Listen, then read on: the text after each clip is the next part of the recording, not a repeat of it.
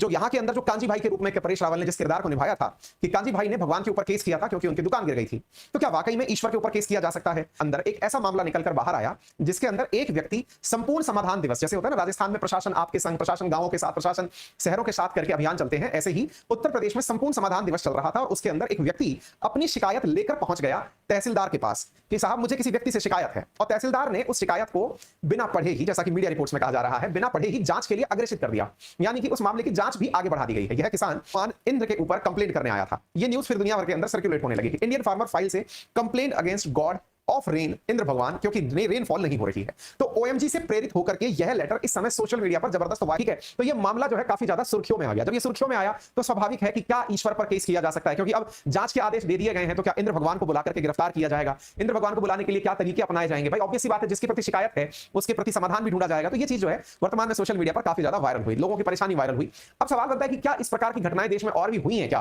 पहली बात तो यह है, और दूसरी बात यह है कि अगर ऐसा है तो फिर केस के अंदर किसे पार्टी बनाया जाता है? क्योंकि हम ये मानते हैं, हमारी माइथोलॉजी में ये मानते हैं कि भगवान व्याप्त है, हमारे सबके साथ में है ना। अगर आपका विश्वास है, आप विश्वास रखते हैं ईश्वर में, तो ईश्वर है। जो नास्तिक लोग हैं जो ये कहते हैं कि नहीं हम ईश्वर में विश्वास नहीं रखते हैं, उनको हटा दीजिए, लेकिन जो मानते हैं उनके लिए ईश्वर पर केस किया जाना एक वजह बनता है।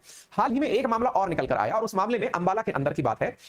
एक व्यक्ति ने भगवान श्री राम के ऊपर कोई पोस्ट डाली, उस पोस्ट के ऊपर किन्हीं दो लोगों ने आपत्तिजनक कमेंट कर दिया, तो वो व्यक्ति भगवान राम का प्रतिनिधि बनकर के उन लोगों के खिलाफ शिकायत दर्ज कराने चला गया कि भगवान राम की तरफ से मैं केस लड़ने को तैयार हूं। अच्छा, बाय द वे आपको मालूम हो कि अयोध्या के अंदर राम जन्मभूमि विवाद जो था, उस विवाद के अंदर भगवान राम लला ने अपना केस स्वयं लड़ा था। उनके स्थान पर जो लोग केस लड़ रहे थे उन्होंने भगवान राम लला को ही प्रार्थी बनाया था कि भाई ये अपना केस खुद लड़ेंगे, ठीक है ना। तो ऐसा नहीं है कि भगवान राम अपने द्वारा केस नहीं लड़ सकते, वो लड़े थे। और आज राम जी की तरफ से केस दर्ज करा रहा हूं, और आईपीसी की धारा 295 और 298 के तहत केस दर्ज किया गया, क्योंकि भगवान खुद तो केस लड़ नहीं सकते, मैं उनके हिसाब से, मैं उनके बिहाफ पर प्रार्थी बनकर केस दर्ज कर रहा हूं। बड़ा सवाल बनता है कि लॉ क्या कहता है कि क्या भगवान पर केस किया जा सकता है? भगवान अपना केस लड़ने आ गए, वो तो रामलला का केस हो गया, लेकिन क्या भगवान पर केस किया जा सकता है? तो ऐसी स्थिति के अंदर मीडिया रिपोर्ट्स के माध्यम से यह जानकारी मैंने जुटाने का प्रयास किया, जिसमें यह पता चला कुछ वकीलों का कहना है कि बिल्कुल किया जा सकता है, लेकिन इसमें क्या होता है कि आपको कोड ऑफ सिविल प्रोसीजर से जुड़े नियमों का पालन करना होता है। कोड ऑफ सिविल प्रोसीजर का मतलब क्या है? सीधा सा सीधा मतलब आप समझिए कि भाई सीआरपीसी के अंदर अगर हम बात करें तो जो भी आपने जिसके खिलाफ शिकायत की है, तो पुलिस को उसको जाकर के पहले सूचित करना होता है कि आपके खिलाफ शिकायत प्राप्त हुई है ना। फिर उन्हें कोर्ट के अंदर बुलाया जाता है कि आपके खिलाफ शिकायत प्राप्त हुई है, तो आपको कोर्ट को फला दिन आना होगा, जिसे समन करना कहते हैं। समन करने पर अगर कोई नहीं आता है तो फिर वारंट के साथ बुलाया जाता है ना।